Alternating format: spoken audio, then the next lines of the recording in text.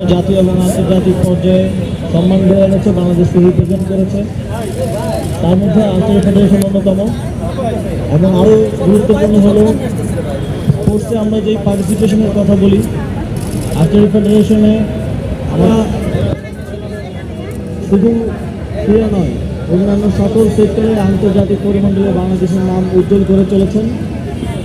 আমাদের যেই সবচেয়ে বড় এক্সপোর্ট সেক্টর R&D সেক্টর, সেখানে নারীদের উল্লেখযোগ্য অংশগ্রহণ আন্তর্জাতিক পরিমণ্ডলে বাংলাদেশের ভাবমূর্তিকে উজ্জ্বল করেছে। আমাদের সংস্কৃতি, সামাজিক, রাজনৈতিক সকল অর্জনে নারীদের যেই অংশগ্রহণ এবং সাম্প্রতিক জুলাই গণঅভ্যুত্থানেও আমাদের 11 জন শহীদ নারী রয়েছেন, সহস্র আহত নারী রয়েছেন, আমাদের অসংখ্য মায়েরা তাদের সন্তান হারিয়েছেন। এই সর্বোচ্চ ত্যাগ করে দেশের জন্য যে নারীরা পুরুষদের সাথে একই সাথে কাঁধে কাঁধ মিলিয়ে লড়াই করে যাচ্ছেন, তাদের প্রতি আজ আন্তর্জাতিক নারী দিবসে অন্তরের অন্তঃস্থল থেকে শ্রদ্ধা এবং সম্মান জানাতে চাই। সর্বোপরি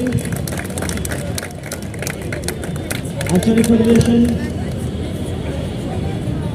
ফেডারেশনের নারী আর্চাররা আন্তর্জাতিক পরিমণ্ডলে বাংলাদেশের জন্য যে সম্মান বয়ে আনছেন, আগামীতে ভবিষ্যতের আন্তর্জাতিক টুর্নামেন্টগুলোতে আপনারা আপনাদের পরিশ্রম এবং এই স্পোর্টসের প্রতি একাগ্রতা দিয়ে আরও বড় বড় অর্জন বাংলাদেশকে এনে দেবেন, বাংলাদেশের পতাকা আন্তর্জাতিক পরিমণ্ডলে তুলে ধরবেন। এই প্রত্যাশা ব্যক্ত করে আমার বক্তব্য শেষ করছি। ধন্যবাদ সকলকে।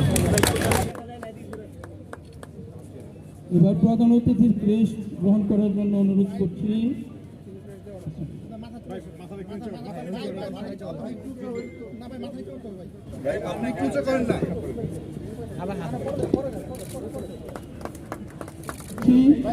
আর্চারি জনক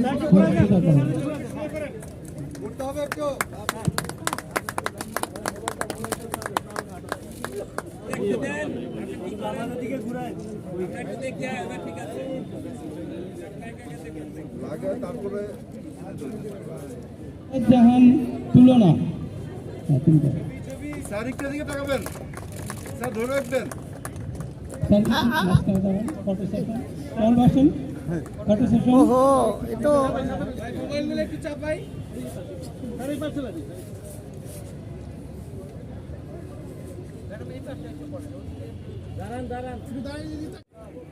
এবার সিলভার মেডেল তো এবার